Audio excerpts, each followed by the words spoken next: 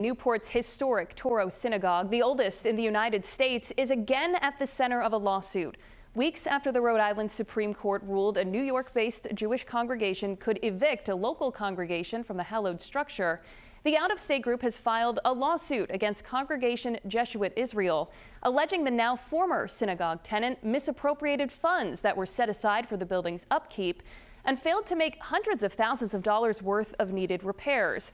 Boston Globe, Rhode Island reporter Gavin covered the lawsuit and joins me now live in studio to discuss it. Chris, thanks for being here. Thank you, Kayla. Always a pleasure. And so for those who are not familiar, tell us a little bit more about the Touro Synagogue. Sure. So built in 1763, the synagogue is the oldest synagogue in the nation.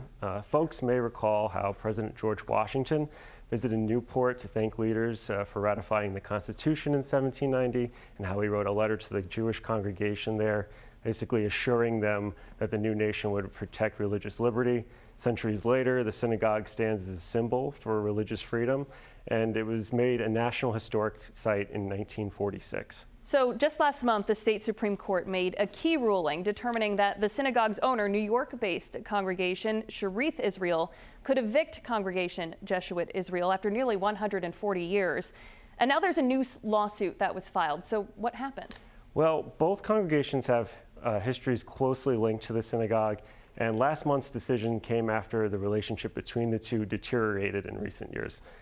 The court upheld a lower court ruling allowing the eviction to move forward, and Congregation Jesuit Israel was indeed evicted last month.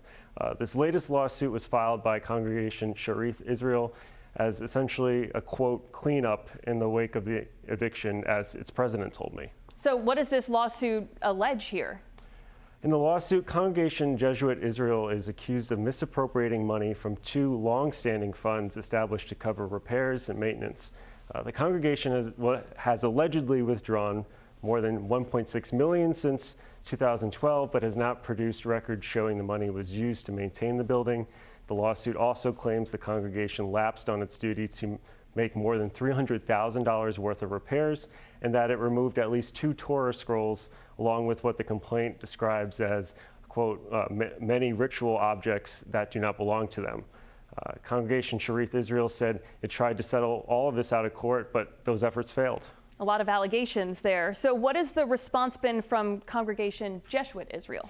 A co-president of the congregation told me the allegations were meritless and that the lawsuit is essentially a needlessly hostile approach to settle things. He said his congregation, which continues to meet, wants to move forward, but, quote, there's this cloud of Sharith Israel that just sort of continues to hang over us. A lot to continue to follow here. Gavin, thank you so much. And you can read the full story right now at globe.com/RI.